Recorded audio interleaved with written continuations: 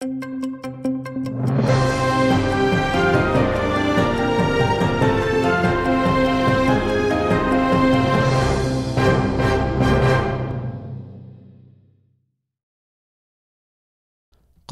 milli hareketinin bülbülü olған Шафиқа консулы леведалаштылар. O 84 yaşına kelip vefat etti. Шафиқа hanımның cenazesi Ахмеджет шерінде қылынды. Şafiqa kardeşimizi nece bileydi?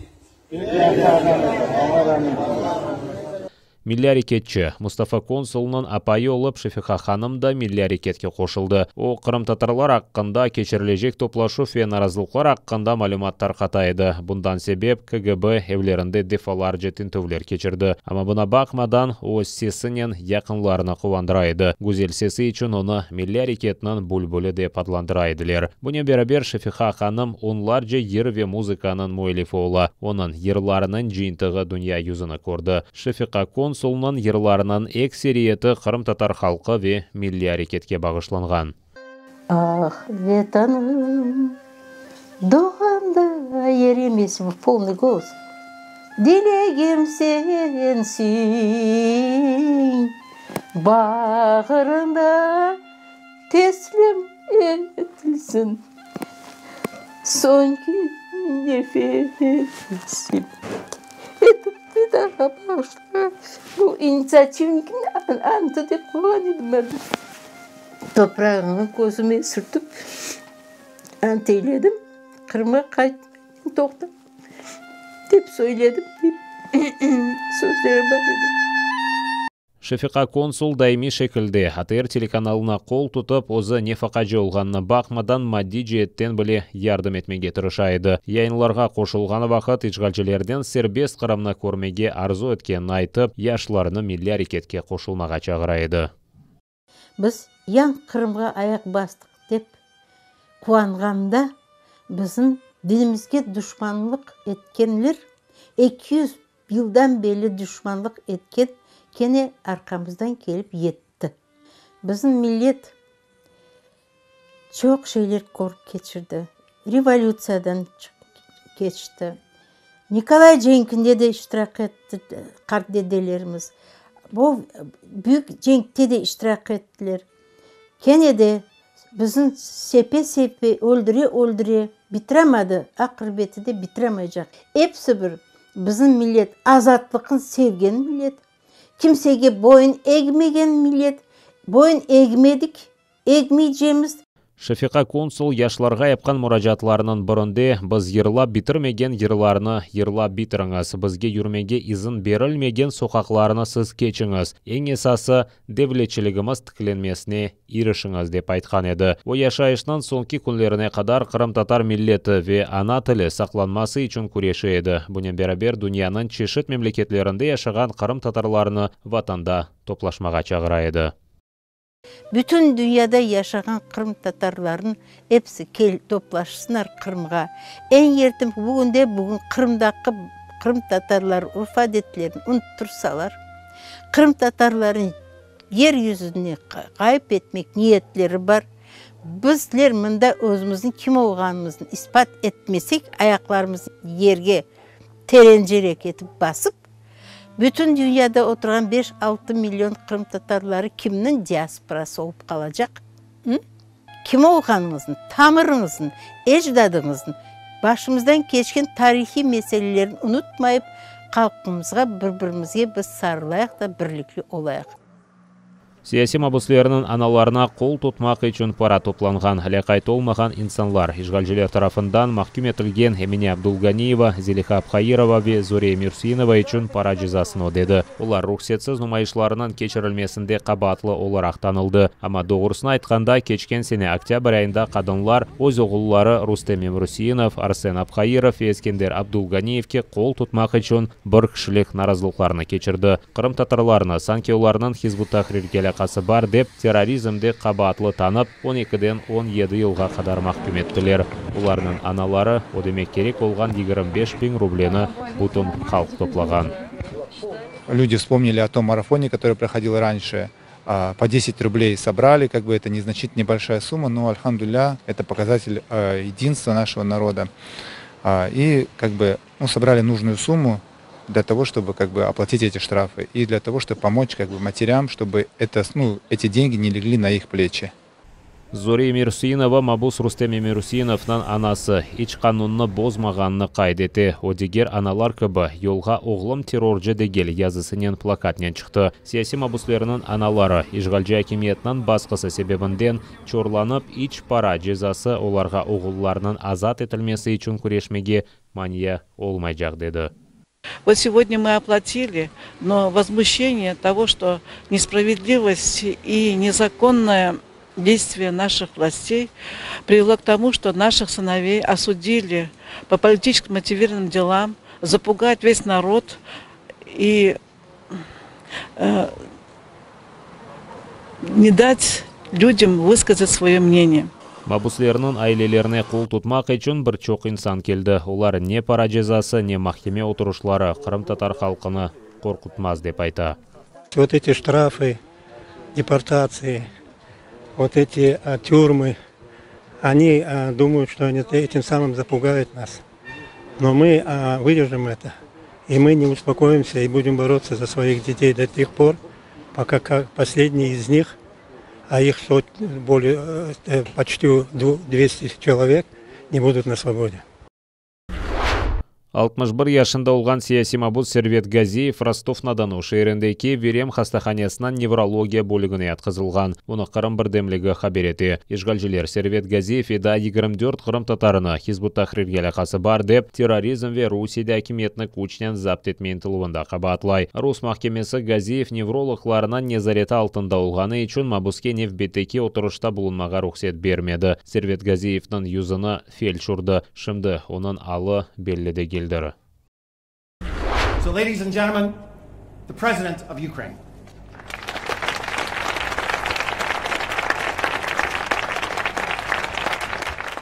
Екі девлетнан граждан олмақ мүмкін, ама бір девлетнан дегел. Украина президенті Владимир Зеленский Стэнфорд университетінде Оджаве талебелер огынде чықышта бұлынғанда бөле қанунны қабыл етмек керек деп айтты. Ама Рус тежавузы себебінден сөз бұтын мемлекетлер аққанда юрсетіліп оламай деді. Русия Қырым сакинлеріні күтлеви шекілде паспортлаштырды, шымды есе Донбассынан ишгал етілген территорияларында яшаған инсанларға рус ватандашлығы фаал шекілде берілмекте. Бұның үшін Зеленский девлетке фарклы янашма олмалы деп білдірді. Так, я виступаю за подвійне громадянство. Розглядається це питання серед парламентарів України, але тут дуже важливо, дійсно, чи це на часі саме сьогодні, тому що складно, ви самі розумієте, як це було щодо окупації, тимчасової окупації нашого українського півострову. Ви знаєте правду, що є паспортизація була довгою, продовж 20 років, більше 20 років, паспортизація російськими паспортами громадян України на території Криму. Зараз відбуваються паралельні речі на території тимчасово окупованого Донбасу. Ми повинні дуже серйозно сьогодні боронити наші кордони. Тобто актуальне питання, але через ці складнощі, про які я вам сказав, нам треба вибудувати таке законодавство щодо подвійного громадянства. Воно не може бути універсальне. Владимир Зеленский Русия сиясетінен бір шейіні бермеге дегілді, алмаған ниеті бар деп сая. Оның білдіргеніне көре украинлер ве русларынан ортақ тарихи деврлері ве ғалебелері бар, ама бұл екі девлетінен сиясеті фарқлана. Мы никогда в Украине не говорили, что у русских людей нет истории. У нас есть совместная даже история, у нас есть совместные победы. И есть очень много великих людей. Но так получилось, что политика Российской Федерации другая, направлена на то, чтобы все-таки что-то забрать, а не дать. Владимир Зеленский Беларусия гражданларына насыл тепсе бере біле суалыны Беларусияге Украина кыбы сербест ве демократик девлет олмақны тіледі. Бұнен берабер, о Беларусия Украина кечмеге мечбур олған елдан кечмесіні істемегенні қайдетті. Я не бажаю вам проходити той шлях, який пройшла Україна, люди України, сім'ї, які втратили своє життя за боротьбу за свободу свого народу, за свободу своєї прекрасної держави, в якій я був багато разів. я бажаю вам результату, того самого, якого отримала Україна. Вона вільна, демократична, вона дуже свободна. Я вам цього бажаю. Вижити в цьому, і це буде ваш народ, ваша віра, ваша мова, життя, мистецтво міцніше за будь-який уряд, а урядів вічних не буває. Хай живе Білорусь! Стэнфордте Володимир Зеленский Қырым ве Донбассны қайтармаға, Авропада лидер позицияларына қазанған күчлі ве муафақиетлі девлет олмаға Украинаның esas мақсады деп қайдетті. У всьому світі відома саме американська мрія, але ми втратили чимало часу, у нас немає часу мріяти, у нас немає мрії, у нас є українська мета. І це, звісно, не тільки цифровізація. Ми повертаємо своїх людей, для нас це дуже важливо, повернути їх, повернути Крим, повернути Донбас. Ми будемо сильною, впевненою, успішною країною, лідером Європи. Чому я впевнений у цьому? Ні, не тому, що все можливо, а тому, що можливо все. Meclis reisi Qırım sakinlerini ve esasen Qırım tatarlarını Rusiya Devlet Dumasına keçirilecek saylavlarda iştirak etmemege çağırdı. Saylavlar 3 gün devamında sentyabrının 17-sinden 19'una kadar keçirilecektir. Rifat Çubarov'ның fikrine göre hukumdarlık etken Единая Россия fırkasının reytingi o kadar alçak ki ular bu 3 gün devamında falsifikatsiyalarının uğraşıp yüksek reytingleri olğanını göstermege tırışacak. Meclis reisi dey ki işgal etilgen Qırımda Rusiya devleti tarafından saylavlar keçirilmesi kanunsuz ve cinayet olarak tanılı. Bu saylavlarga birçok Rusiya vatandaşları da katnaşmayacağını bildiredi. Çünkü hukumdarlık etken ve asılda Rusiya siyasetçilerinden gözleri kaytkan. Kendi topraklarında istegenlerini yapsınlar. Ama bizim vatanımızda, bizim Kırım'ımızda bizler bu Rusları işgalci olğanı bilgen ve öyle bütün dünyaya göstergen kişiler, bizler hiçbir bu saylav bölgelerine ve hiç barmayık ve saylavlarda iştirak etmeyik. Saygılı arkadaşlar, buna çok dikkat olganınızı ister edim ve kabul etkeninizi bunu ister edim. Gene de söylemeyi isteyeyim. Başımıza ayrıca böyle zorluklar, saylavlara varmadığımız için onlar hiçbir şeyler böyle getirmeye olmayacaklar. Ve kendinize rahat olmak için ve bu Rus işgalcilerinin bizim vatanımızda yapkan pisliklerine ulaşmamak için saylavlarga aslı da yakınlaşmamız. Bu saylavlar dünya taraftan Kırım'daki ötkerilgen haksız saylavlar ya da sözden saylavlar dünya taraftan tanılmayacak ve sizler de Rus işgalcilerine böyle haksızlarda yakınlaşmamız, hiç yakınlaşmamız. Amerika Birleşken Devletleri'ndeki New York şehrine Ida fırtınası kelgen son Brooklyn bölgesinin sokaklarının korunuşu boylaydı. Güçlü fırtına Louisiana ştatında başlandı. Sonra biraz sakinleşkenine bakmadan başka regionlarga da zarar getirdi. Umumen alganda tabiat afeti neticesinde en az 46 insan vefat etken. Ularının arasında 13 New York sakini. Fırtına başlagana vakit çok insan arabalarda otura ya da mağazlarda yerleşken kvartiralarda bulunaydı. Böyle kvartiralar New York'ta pek popüler ucuz meskendir. Şehirdeki metronu da su bastı.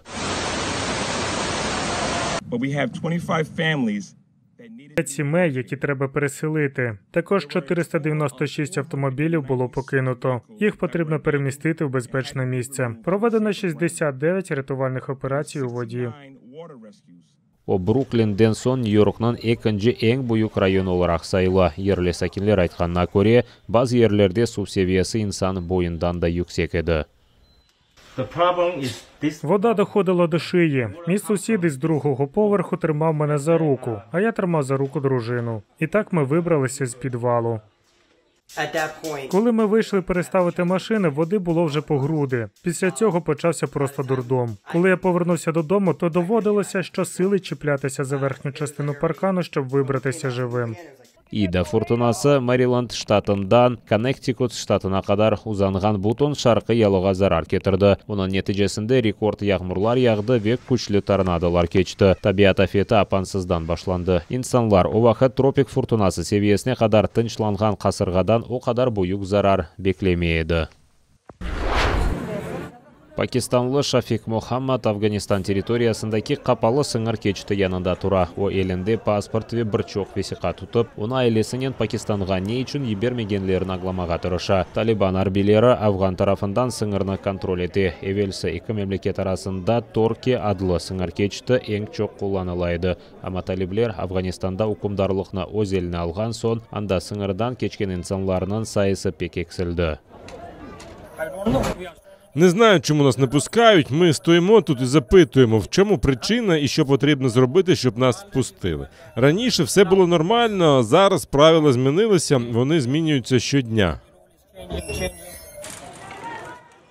Шымда Афганистан сакенлеринен башка девлетлерге учуп кетме имканы жок. Мемлекетни терк этмеге жол аздыр. Уларнын арасында торки сыңыр кечти. Ама Пакистан акимиети де сыңырны жидди тутмакта. Август айында бу жоклав кечтинден күндө тек 85 инсан кечейди. Март ве апрель айларында эсе күндө 8 бинге якын инсан кеч болайды. Юк машиналары үчүн аксине сыңырланмаларны алдылар.